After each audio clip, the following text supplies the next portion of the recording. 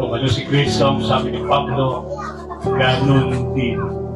Hindi na kayo pwedeng bumalik. Hindi na kayo tatanggapin ng Spirit of Christ.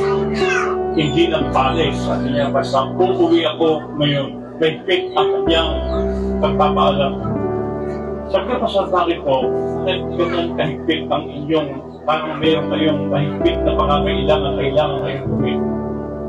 Yung anak ko, sabi niya, iniwanan ko, 2 months old. Walang pera kasama ko. Ganun ng mga pastor kalimitan eh. Aalis sila ng kanilang lugar.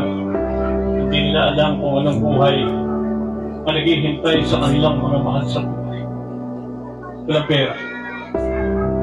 Kasalukuyan po, nag-LBM yung anak ko at sumusupa. 2 months old.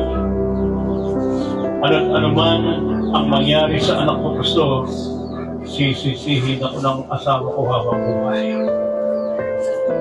Kapag na-disgrasya yung batang yaan, hindi bali kung nandoon ako dahil matatamayan ko siya. Pero kung wala ako doon, masusuklaman ako ng asawa.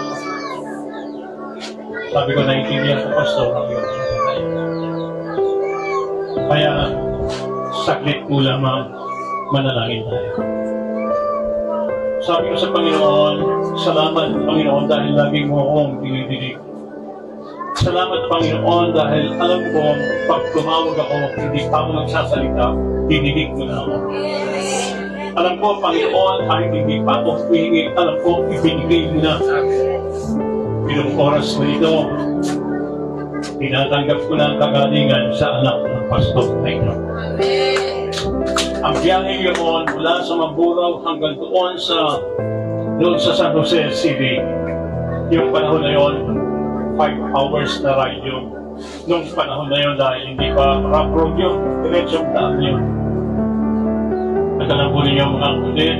Sabi ko sa kanya, Pastor, pagdating mo sa bahay mo, matatagpuan mo ang anak mong magaling na. Mahusay na ang kanyang kalalagayan. Tanungin mo ang asawa mo kung anong oras siyang gumaling. Yun ang piling ko sa kanya. Tingnan mo ang relo mo, anong oras ngayon, Pastor? Sabi niya, 3:00 ng hapon.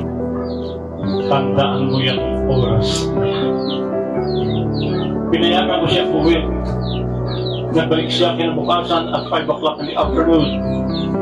Sa gate pa lang nagtataan siya ng kamay at nagpupuri sa Panginoon. Yung kanyang mga kaklase sa Isaiah, nagpapanang-panang na nagpupuri sa Diyos. Yung iyan pastor, kasama niya ang Pastor Greg, sa Dinon. At alam po ninyo, alam ng mga tao, alam ng kanyang mga kaklase na bumalik yung alam niya by a miracle. Lumapit siya sa akin, sabi niya, Pastor, salamat. Sabi ko, hindi ako interesado na iabutan mong gumaling na ang anak mo. Wala doon ang aking interest dahil alam kong gagaling siya.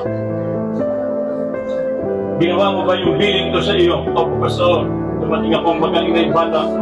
Sinalubong ako ng asawa kong magaling na ang anak ko. Tinanong mo ba sa kanya anong oras siyang gumaling? Opo, Pastor. Tinanong ko anong oras siyang gumaling.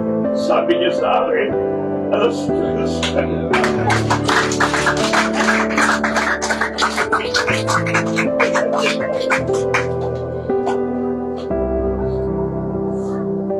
Just say the word.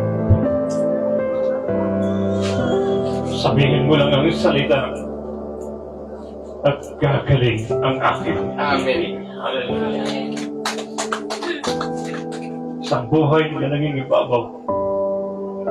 And lastly, a creating life.